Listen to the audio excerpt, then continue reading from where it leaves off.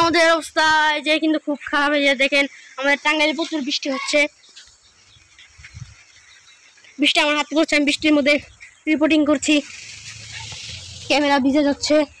Sorry আমার voice একটু খারাপ আসতে পারে বৃষ্টির জন্য, সবাই দেখতে থাকুন। এবং দেখতে পাচ্ছেন আমাদের টিন কিন্তু ভিজে ভিজে গেছে। আপনারা যারা বুঝতে পারছেন না যে বৃষ্টি আসছে, দেখেন আকাশের অবস্থা, দেখেন আকাশের অবস্থা থেকে কিন্তু খুব ভয় লাগছে। এবং আমরা এখন দেখব যে কবে কতটুকু বৃষ্টি হতে পারে সেটা আমরা এখন দেখে নিব।